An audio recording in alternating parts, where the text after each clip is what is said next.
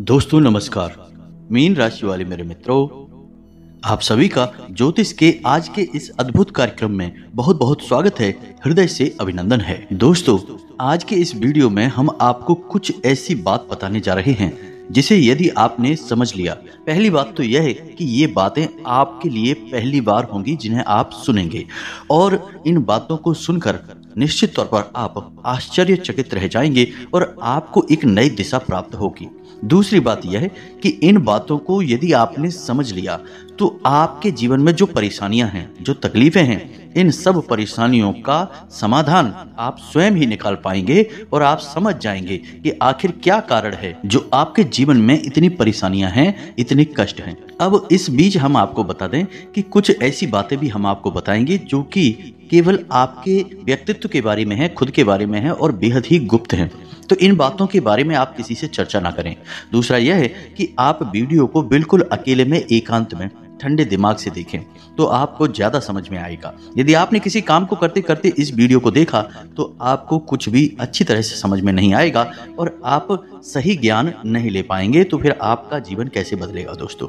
जी हाँ दोस्तों, तो बस आपको ठंडे दिमाग के साथ इस वीडियो को पूरा देखना है और हर बात जो इसमें हम बता रहे हैं उसे समझने का प्रयास करना है। हम आगे आपको बताने जा रहे हैं कि आप तो भगवान की पूजा पाठ करते हैं, सच्चे मन से उन्हें याद करते हैं, अपनी तकलीफें उन्हें बताते हैं, लेकिन भगवान आपके बारे में क्या सोचते हैं।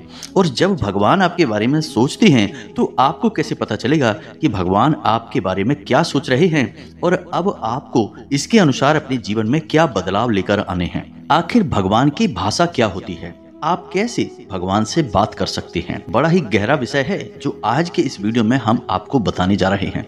यदि आपने आज के इस वीडियो को नहीं देखा तो यकीन मानिए कि आप एक बेहद ही महत्वपूर्ण जानकारी से वंचित रह जाएंगे। जी हाँ दोस्तों, आपके जीवन में जो आज की स्थिति बन रही है, इस स्थिति में भगवान आपके बारे में कुछ विशेष सोच कर बैठे हैं। कुछ खास बड़ी घटनाएं आपके जीवन में घटित होने वाली हैं, लेकिन यदि आपने भगवान के द्वारा दिए जाने वाले संकेतों को नहीं समझा, भगवान की भाषा को नहीं समझा, तो आप निश्चित तौर पर वही गलतियां करते रहेंगे जो आप लगातार करते चले आ रहे हैं। फिर निश्चित तौर पर आप ना तो अपने जीवन में कामयाबी हासिल कर पाएंगे और ना ही भगवान की कृपा आपको प्राप्त हो पाएगी। तो बस ठंडे दिमाग से आपको वीडियो पूरा देखना है और हर एक बात जो हम बता रहे हैं उसे समझने का प्रयास करना है।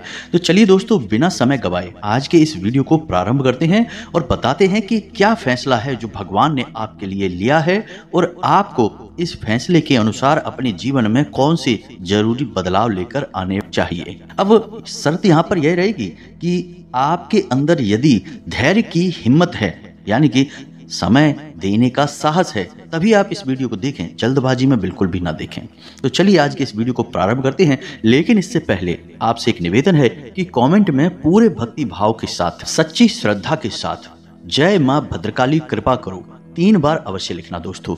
एक बार से काम नहीं बनता है, हमारे धर्म शास्त्रों में 3 का विशेष महत्व होता है दोस्तों। जैसे कि इस सृष्टि के निर्माण में त्रिदेव का महत्वपूर्ण योगदान रहता है। समय के भी 3 काल होते हैं, दिन के भी 3 पहर होते हैं और भगवान भोलेनाथ के हाथ में जो त्रिशूल है उसके भी 3 शूल होते हैं। तो 3 का बहुत अधिक महत्व है दोस्तों, धार्मिक महत्व है। इसी वजह से हम हर वीडियो में आपसे कहते हैं कि आपको एक बार नहीं 3 बार लिखना है, जय मां भद्रकाली कृपा करो। आप यकीन मानिए कि आप सच्चे भाव से यदि इस क्रिया को करते हैं तो यही आपकी पूजा बन जाएगी, आराधना बन जाएगी और मां भद्रकाली आपके हर एक कष्ट को हर लेंगी और आपके जीवन में कृपा और आशीर्वाद भेज देंगी। तो सबसे पहले आप इस कार्य को करें। उसके बाद एक और छोटा सा निवेदन है आपसे कि यदि आप चैनल पर पहली बार आए हैं तो चैनल को सब्सक्राइब करके बगल में जो घंटी का निशान है उसे अवश्य दबा दें दोस्तों। इससे हमारा बहुत अधिक मनोबल बढ़ेगा और हम दुगनी मेहनत से आपके लिए ऐसे ही सूक्ष्म और ज्ञानवर्धक वीडियो लेकर आते रहेंगे। जी हाँ दोस्तों, तो चलिए सब्सक्राइब कर दीजिए, फिर आगे बढ़ते हैं। जी हाँ दोस्तों, तो चलिए शुरू करते हैं। दोस्तों, एक बात जो हम आपको बता दें, और यह थोड़ी सी कड़वी बात हो सकती है, शायद सुनकर आपको अच्छा न लगे, झटका लगे। सबसे पहले हम आपको बता दें कि आपकी राशि के जातकों के जीवन में जो परेशानियां होती हैं, जो भी कष्ट होते हैं, उन परेशानियां, उन कष्ट के लिए सबसे अधिक जिम्मेदार आप स्वयं ही होते हैं। आपको लगता ऐसा है कि कोई बाहर का इंसान कोई अपना ही या कोई पराया इंसान आपको किसी न किसी बात से परेशान कर रहा है, या आपके जीवन में परेशानियां चल रही हैं, उतार चढ़ाव चल रहे हैं। हाँ, थोड़ा बहुत दूसरों के द्वारा निर्मित की गई परेशानियां और कष्ट होते हैं, लेकिन कई ऐसी समस्याएं हैं, कई ऐसी परेशानियां हैं जिन्हें आप स्वयं ही न्योता दे देते हैं, अपने जीवन में आमंत्रण दे देते हैं, और आप अनजाने में ऐसा करते हैं दोस्तों। आपको अपने व्यवहार पर नियंत्रण नहीं रहता है, इस वजह से आपको ऐसी परिस्थितियों का सामना करना पड़ता है। तो अब इस बात को सुनकर आपको शायद ऐसा मन में प्रश्न उठेगा कि आप भला अपने आप को परेशान क्यों करेंगे। आपके मन में ऐसी बात आ सकती है कि भाई आप अपने आप को परेशानी में क्यों डालेंगे, ऐसा कोई जानबूझकर करता है क्या। लेकिन दोस्तों, हम आपको बता दें कि आप ऐसा निश्चित तौर पर करते हैं। जी हाँ दोस्तों, आपके स्वभाव में कुछ बहुत बड़ी खामियां हैं, कुछ बहुत बड़ी परेशानियां हैं, जिनको लेकर आप हमेशा परेशान रहते हैं, विचलित रहते हैं। जी हाँ दोस्तों, तो कौन सी हैं वो परेशानियां, आप ध्यान से सुनिए। सबसे पहली परेशानी कि आप भले और बुरे लोगों के बीच कभी भी फर्क पता नहीं लगा पाते हैं। आप एक भावुक इंसान हैं, यह छोटी बात नहीं है, बहुत बड़ी बात है, और इसी की वजह से आप असल में हर रिश्ते नाते में फंस जाते हैं। आपका दुरुपयोग होता है। आप जिसको अपना हमदर्द मानते हैं, आप सच्चे दिल से जिससे प्रेम करने लगते हैं, आपको पता चलता है कि अरे यह तो बहुत बड़ा धोखेबाज निकला। समय आने पर इसने आपका बिल्कुल भी साथ नहीं दिया और इसने तो आपको बहुत बड़ी मुसीबत में डाल दिया। आपका दुरुपयोग किया, आपसे रुपए मांग लिए, आपकी मदद मांग ली, बाद में जब आपको जरूरत पड़ी तो आपके लिए बिल्कुल भी नहीं आया। तो जब आपको ऐसा पता लगता है तो फिर आप दुखी हो जाते हैं, परेशान हो जाते हैं, फिर सोचते रहते हैं उसी इंसान के बारे में, और आपको लगता है कि इस इंसान ने आपको बहुत कष्ट पहुंचाया। ठीक ऐसा ही दोस्तों उन लोगों के साथ भी होता है जिन्हें आप अपना शत्रु मानते हैं। इसका उल्टा भी होता है, जिन्हें आप अपना शत्रु मानते हैं लेकिन वो असल में आपके हमदर्द हैं, लेकिन आपको उनकी बातें अच्छी नहीं लगती हैं, आपको उनसे चिढ़ होती है, उनकी कही हुई हर एक बात आपको चुभने लगती है, लेकिन असल में होता उल्टा है। वे आपके हमदर्द हैं। हो सकता है कि वे आपकी थोड़ी बहुत आलोचना करते हैं, आपके कार्यों में कमियां निकालते हैं, लेकिन वे आपको देख रहे हैं, आप पर नजर रख रहे हैं, आपकी चिंता करते हैं। तो आपके अंदर जो कमियां हैं उन कमियों को बताते हैं तो आप चिढ़ जाते हैं और आप उनसे दुश्मनी मोल ले लेते हैं। तो अपने जो आपके हैं सच्चे वाले, उन्हें तो आप कभी पहचान नहीं पाते हैं, और जो नकली वाले अपने हैं जो कि मगरमच्छ के आंसू बहाते हैं, ढोंग करते हैं, नकाब लगाकर आपके आसपास घूमते रहते हैं, ऐसे लोगों को आप अपना समझते हैं और फिर आप परेशान होते हैं। इधर भी आपको परेशानी मिलती है और उधर भी आपको परेशानी मिलती है। तो ऐसी स्थिति में आप खुद अपनी परेशानियों के जिम्मेदार हुए या नहीं हुए, आप स्वयं विचार करिए दोस्तों। बात बहुत सामान्य तौर पर हमने कही है लेकिन बहुत बड़ी है दोस्तों। यदि आप सच्चे इंसान को पहचानना सीख जाएं तो आपके जीवन से आधी से ज्यादा परेशानियां दूर हो जाएं। आपका दिल कभी नहीं टूटेगा, आप दुखी कभी नहीं होंगे, और आपके अंदर एक खूबी है कि यदि आप दुखी हैं तो आपका फिर किसी भी काम में मन नहीं लगता है और आप उतनी अच्छी तरह से कोई भी कार्य नहीं कर पाते हैं। आपके निर्णय उतने मजबूत नहीं होते हैं। हमेशा आपका ऊर्जा का स्तर गिरा हुआ रहता है और आपके अंदर नकारात्मकता घर करने लगती है। फिर आपको हर बात बुरी लगने लगती है, जीवन भी बुरा लगने लगता है। तो थोड़ा आपको इस पर कार्य करना है। तो आप कैसे पहचानेंगे? तो दोस्तों, आपके अंदर एक छोटी सी कमी और भी है कि जब कोई इंसान आपकी बात काटने लगता है, आपका विरोध करने लगता है, तो अचानक से आपको क्रोध आने लगता है। और जब आपके मन में क्रोध उत्पन्न होता है दोस्तों, तो आपका जो बौद्धिक बल है वह कमजोर पड़ जाता है, यानी आपकी विचार करने की क्षमता कमजोर पड़ जाती है। फिर आप भावना में बहकर जवाब देने लगते हैं और आप सही आकलन नहीं कर पाते हैं कि यह इंसान ऐसी बात क्यों कह रहा है, आपकी बात काट क्यों रहा है, आप में कमी निकाल क्यों रहा है। तो ऐसे में आपको अपने स्वभाव पर नियंत्रण करना है। जब कोई आपकी बात काट रहा है तो आपको क्रोधित नहीं होना है, रुक जाना है, ठंडे दिमाग से विचार करना है और उसके द्वारा कही गई बात को पूरी तरह से समझने का प्रयास करना है कि आखिर इसने ऐसी बात क्यों कही है। अगर आप यह करेंगे तो आप यकीन मानिए कि आप जिन्हें अपना शत्रु समझ रहे हैं, ऐसा समझते हैं कि ये आपके विरोधी हैं, हमेशा आपके अंदर कमियां निकालते हैं, कुतर्क करते हैं, असल में उनके ही अंदर आपको अपने हमदर्द मिल जाएंगे। जी हाँ दोस्तों, यानी आपके शत्रुओं के अंदर आपको अपने मित्र मिल जाएंगे, अपने प्रेमी मिल जाएंगे। और ठीक इसका उल्टा भी है दोस्तों, जो लोग आपकी हर वक्त हाँ में हाँ मिलाते रहते हैं, आपकी चमचागिरी करते हैं, झूठी तारीफें करते हैं, आप वहां पर भी पिघल जाते हैं, भावुक हो जाते हैं और उनकी बातों में आ जाते हैं, उनकी हर बात को सत्य समझने लगते हैं। वहां पर भी आपको अपने ऊपर नियंत्रण रखना है, भावनाओं में नहीं बहना है। और जब वो आपसे कोई बात कह रहा है, आपकी तारीफ कर रहा है, और आपको विचार करना है। आप खुद इतने बुद्धिमान हैं कि आसानी से पता लगा लेंगे कि इस इंसान ने आपकी यहाँ पर झूठी तारीफ की है। वहीं उसकी पोल खुल जाएगी और आप समझ जाएंगे कि यह एक धोखेबाज इंसान है। ये स्वार्थ सिद्ध करने के लिए आपसे जुड़ा हुआ है, तभी आपकी अनाप शनाप तारीफें कर रहा है और आपसे अपना मतलब सीधा करना चाहता है। ये दो काम यदि आप करने लगेंगे, आप निश्चित तौर पर अपने 50% से ज़्यादा यानी आधी से ज़्यादा अपनी तकलीफों को अपने हाथों से दूर कर पाएंगे। दोस्तों, हम गारंटी देते हैं। बस यहाँ पर आपको सबसे बड़ा कार्य यही करना है कि कोई आपसे कुछ भी कहे, आपको तुरंत उसका जवाब नहीं देना है, तुरंत अपने मन में कोई विचार नहीं लाना है, थोड़ा रुक जाना है, फिर उसके बाद सोचना है कि ऐसा इसने क्यों कहा, ऐसा इसने क्यों किया, कारण क्या था। जब आप विचार करेंगे तो आपको सारी बातें स्पष्ट तौर पर समझ में आ जाएंगी। इसी के साथ साथ दोस्तों, आपको हम बता दें कि आपके अंदर एक और बहुत बड़ी कमी है।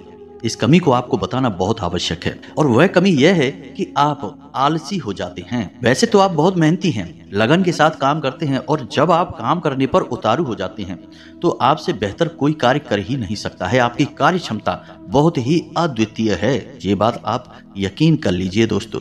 लेकिन अच्छाई के साथ हमेशा बुराई भी होती है।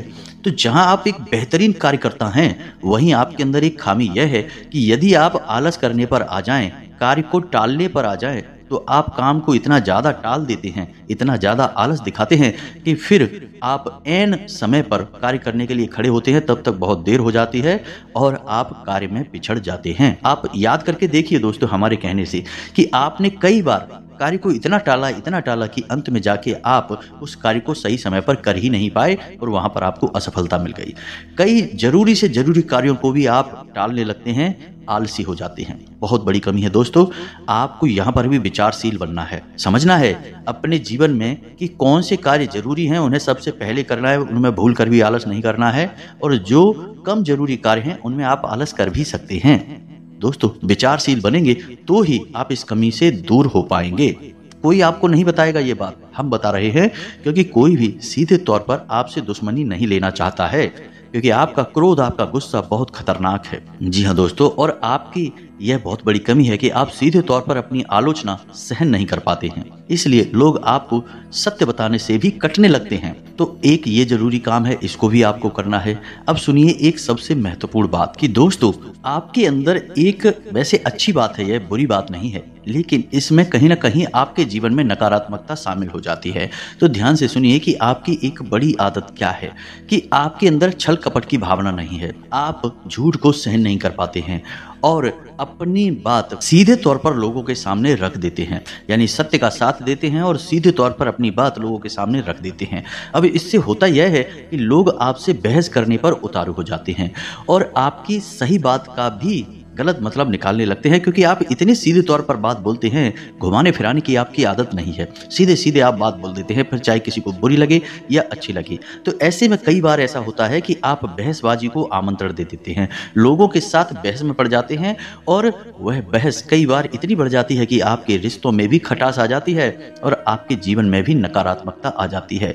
कभी कभी तो बहस इस हद तक चली जाती है कि वह झगड़े का रूप भी ले लेती है। तो यहाँ पर आपको थोड़ा सा चतुराई से काम लेना सीखना होगा। ज्यादा सीधेपन से भी काम नहीं चलता है, और आपके मन में सत्यता है, आप उसे बनाकर रखिए, लेकिन दुनिया में उस सत्यता का प्रदर्शन करने की कोई आवश्यकता नहीं है। आपको किसी से बहस नहीं करनी है।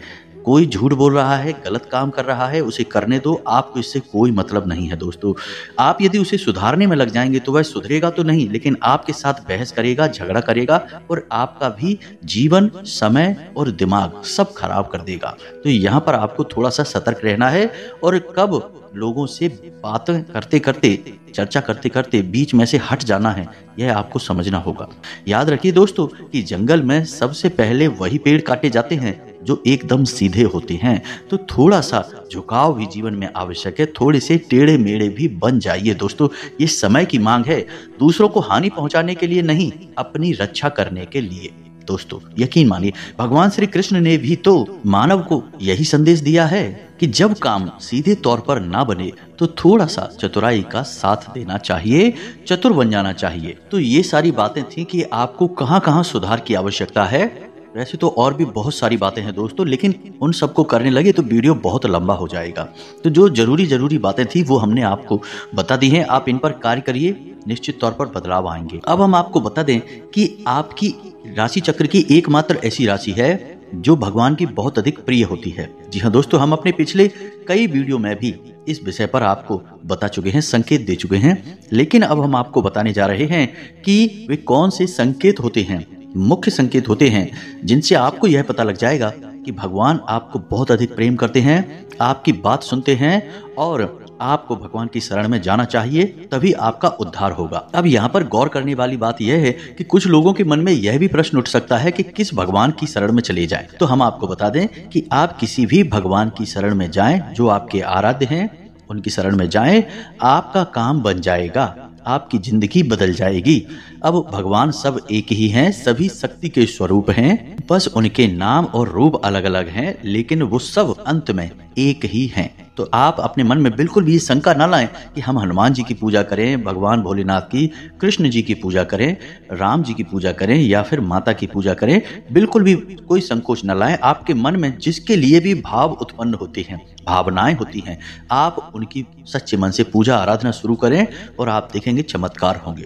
जी हाँ दोस्तों, तो आप ध्यान से सुनिए कि आपके शरीर में कौन से वो जगह हैं जहां से आपको ये संकेत मिलेंगे कि भगवान आपको बहुत अधिक पसंद करते हैं, आप उनके बहुत प्रिय हैं और वो आपको बुला रहे हैं, आपकी जिंदगी बदलना चाहते हैं। तो दोस्तों, आपके शरीर से जुड़ी 5 ऐसी जगह हैं जहां से भगवान आपको तरह तरह के संकेत देते हैं। जी हाँ दोस्तों, तो ध्यान से सुनिए। सबसे पहले आपकी कमर के निचले हिस्से में आपको दर्द रहना शुरू हो जाएगा। यदि आपको दर्द होता है तो आप समझिए कि भगवान की सकारात्मक ऊर्जा आपके अंदर प्रवेश करना चाहती है या कर चुकी है।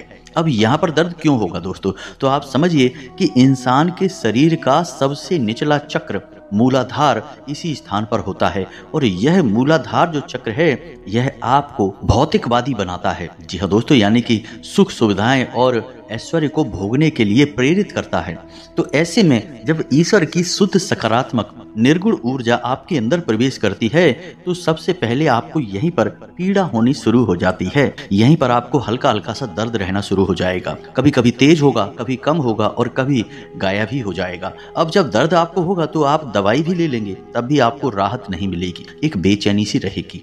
तो आप समझिए कि यदि यहाँ पर आपको दर्द होता है तो आप समझ जाइए कि भगवान आपको बुला रहे हैं, आपको बहुत प्रेम करते हैं। अब कुछ लोगों के मन में यह प्रश्न आएगा कि कोई बीमारी होगी तो दोस्तों आप चेकअप कराएंगे, डॉक्टर के पास जाएंगे, बीमारी कोई भी नहीं निकलेगी, लेकिन दर्द लगातार बना रहेगा। जी हाँ दोस्तों, यह प्रमाण होगा। दूसरा स्थान है आपके माथे पर, आपकी भौं के बीचों बीच। जी हाँ दोस्तों, जिसे हम आज्ञा चक्र कहते हैं। अब आज्ञा चक्र, जैसा कि इसका नाम है कि आज्ञा दी जाएगी आपको, तो आज्ञा से संबंधित जो भी क्रियाएं हैं वे क्रियाएं इसी चक्र से नियंत्रित होती हैं। अब जब आप स्वयं को आज्ञा दे रहे हैं कि आज मैं ये काम करूंगा, आज मैं यहाँ जाऊंगा, वहां जाऊंगा, इसी बीच ईश्वर की शुद्ध सकारात्मक ऊर्जा आपके शरीर में प्रवेश कर जाती है और वह आपसे कुछ और करवाना चाहती है, पूजा पाठ कराना चाहती है, ईश्वर का नाम लेना चाहती है, लेकिन आप उसकी सुन नहीं रहे हैं। तो ऐसे में क्या है, एक खिंचाव उत्पन्न होता है। आप भौतिकवादी हैं और आध्यात्म आपको खींच रहा है, ईश्वर आपको खींच रहे हैं। तो यही खिंचाव आपको अपने माथे पर महसूस होगा, हल्की हल्की झंझनाहट होगी, खिंचाव सा होगा और थोड़ी सी हल्की हल्की खुजली भी होगी, दर्द भी रह सकता है। यदि ये संकेत हैं आपको तो समझ जाइए कि ईश्वर आपसे प्रेम करते हैं। अब आपको तैयार हो जाना है, भक्ति में लीन हो जाना है। कार्यों को करते करते भी इस तरह करें कि आप ईश्वर की भक्ति कर रहे हैं, यानी ईश्वर का नाम लेते लेते कार्य को करें। अब तीसरा स्थान है दोस्तों आपकी वाणी। जी हाँ दोस्तों, आप देखेंगे कि अचानक से कुछ ऐसा होने लगा है कि आपके द्वारा बोली गई बातें सच होने लगी हैं। हर बात तो नहीं होगी, लेकिन कई बातें ऐसी होंगी जो आपने यूं ही बोल दी और वो बात सच हो जाएगी। यदि ऐसा हो रहा है तब भी आप सतर्क हो जाइए। चौथा स्थान है आपके विचार। अब आपने किसी के बारे में कुछ बोला नहीं, बस मन में सोच ही लिया और वह घटना भी यदि घट जाए, ऐसा भी हर बार नहीं होगा, अक्सर कई बार होगा, लेकिन स्पष्ट तौर पर नहीं होगा। आपके मन में बस जरा सा विचार आएगा और वह विचार सत्य हो जाएगा। जी हाँ दोस्तों, यह भी एक बहुत बड़ा संकेत है। और आखिरी संकेत है आपके सपने। आपके मन में जो भी विचार चल रहे हैं, आपके मन में कोई उलझन है तो उन विचारों का, उन उलझनों से संबंधित कोई समाधान आपको सपनों के माध्यम से मिल जाएगा। जी हाँ दोस्तों, जैसे आप कुछ ऐसी परेशानी में उलझे हुए हैं कि आपको कुछ समझ में नहीं आ रहा है, आप ईश्वर का नाम लेके सोएंगे कि प्रभु हमें इस परेशानी से बाहर निकालिए, और सपने के माध्यम से आपको कुछ ना कुछ ऐसा संकेत मिलेगा जिससे आपको समाधान मिल जाएगा। या फिर सपने के माध्यम से कई ऐसी भविष्य की घटनाएं आपको आभास करा देंगी जो होने वाली हैं, और आपको पहले ही उनका पूर्वाभास होने लगेगा। ईश्वर से जुड़े हुए संकेत भी आपको मिल सकते हैं। आप जिनको पूजा पाठ करते हैं, जो आपके आराध्य हैं, उनसे जुड़े हुए भी कुछ संकेत आपको मिल सकते हैं। यदि ऐसा कुछ हो रहा है तो आप समझ जाइए कि यह बहुत अच्छा समय है जब आप ईश्वर से जुड़ेंगे। तो बस इन संकेतों को आप पहचानिए। आपको इनमें से कुछ संकेत समझ में यदि आ जाते हैं तो आप समझ जाइए कि अब समय आ चुका है जब आपको ईश्वर में लीन होना है, धार्मिक होना है। पूरी तरह से नकारात्मक चीजों को त्याग दीजिए। किसी भी प्रकार का व्यसन आपके जीवन में है, जुआ, शराब आदि कोई आपको आदत लगी हुई है, उसे त्याग दीजिए। दोस्तों, अब समय आ गया है कि अब आपको बड़ा कदम उठाना है, ईश्वर से जुड़ना है। जी हाँ दोस्तों, ईश्वर खुद आपको बुला रहे हैं। यदि आज आपने यह कदम नहीं उठाया तो फिर कभी मौका नहीं मिलेगा, कभी आपकी सदगति नहीं होगी। तो अब आपको करना क्या है? कुछ लोग ऐसे में यह प्रश्न भी करेंगे, यानी उनके मन में यह सवाल भी उठेगा कि हम तो कामकाज में उलझे रहते हैं दिन भर, तो अब ईश्वर की आराधना कब करें, ईश्वर की कब पूजा पाठ करें, मंदिर में कब जाएं? तो दोस्तों, हम आपको बता दें कि पूजा पाठ करने के लिए यदि आपके पास समय है तो आप करिए, जितना समय है उतना करिए। मंदिर जाने का समय है तो जाइए, सर्वोत्तम है। इधर उधर बैठकर समय खराब करने से बेहतर है कि भगवान की शरण में जाइए, मंदिर जाइए और वहां पर भगवान की शरण में बैठिए। आपका मन बहुत सुंदर हो जाएगा। दूसरा, कि यदि आपके पास समय नहीं है, कि आप नहीं जा पा रहे मंदिर, पूजा पाठ भी नहीं कर पा रहे हैं, तो कोई बात नहीं है दोस्तों, कर्म ही पूजा है, हमारे शास्त्रों में लिखा हुआ है।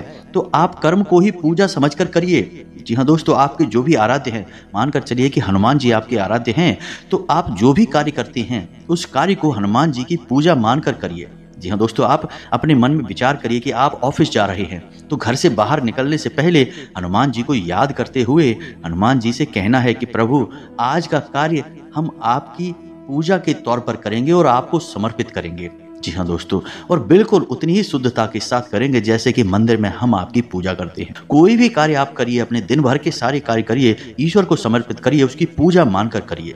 इसीलिए तो कहा गया है कर्म ही पूजा है। तो आप कर्म करिए। जब साधारण कार्य को, यानी दैनिक क्रियाओं को भी ईश्वर को समर्पित करने के बाद किया जाता है तो वे कर्म बन जाते हैं। और क्रिया में और कर्म में फर्क यह है दोस्तों कि क्रिया केवल जीवन को चलाने के काम आती है और कर्म हमारी आत्मा को भी उच्च स्तर पर ले जाते हैं, हमें मुक्ति के द्वार तक ले जाते हैं, ईश्वर के और नजदीक ले जाते हैं।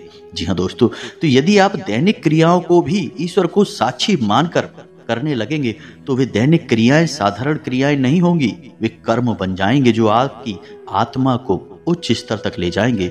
ईश्वर से जुड़ जाओगे आप। अब इसमें भी यदि आपको एक कदम और आगे जाना है तो फिर आपके कार्यों का जो नतीजा निकल रहा है, उस नतीजे को आप ईश्वर का प्रसाद मानकर ग्रहण कर लीजिए। आपको बिल्कुल भी दुखी होने की जरूरत नहीं है। आपने सच्चे मन से बहुत मेहनत से कोई कार्य किया, भगवान को साक्षी मानकर किया कि प्रभु आपकी पूजा कर रहे हैं, और आपको उसका अच्छा नतीजा नहीं मिला, मन के अनुसार आपको सफलता नहीं मिली, आपने जैसा सोचा था वैसा नहीं हुआ, तो आप उसे ग्रहण करिए ईश्वर का प्रसाद मानकर। जी हाँ दोस्तों, आप कहिए कि हे हनुमान जी, हमने आपकी पूजा की है, अब आपको जो देना है वो आप दे दीजिए। आपको अच्छा देना है तो ठीक है, बुरा देना है तो ठीक है, हम प्रसाद समझकर उसे ग्रहण कर लेंगे। तो जब आप कार्य के परिणाम को प्रसाद समझकर ग्रहण कर लेंगे और कार्य को कर्म समझकर करेंगे, तो दोस्तों हम आपसे कहते हैं कि आपका हर एक कर्म सिद्ध हो जाएगा। आप स्वयं भी एक सिद्ध पुरुष बन जाएंगे और आप मिट्टी को भी हाथ लगा देंगे तो वह सोना बन जाएगी। जिस इंसान के साथ स्वयं भगवान चल रहे हों, उसका क्या कोई बाल भी बांका कर सकता है?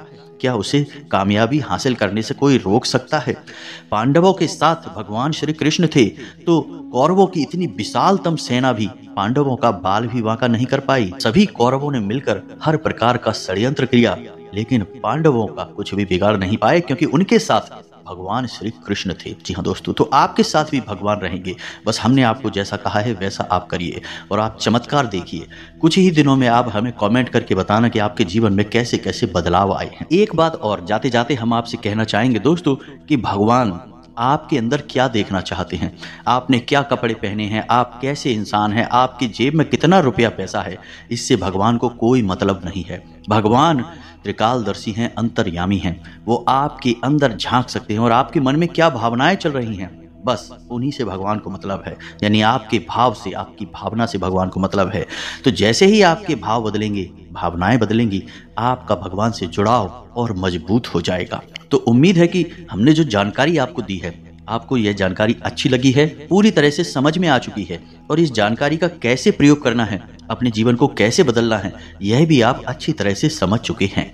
फिर भी यदि कोई प्रश्न आपके मन में उठता है तो आप कमेंट करके पूछिए, हम आपके प्रश्नों के जवाब देने की पूरी कोशिश करेंगे। इसी के साथ साथ आज की इस वीडियो में विराम देते हैं।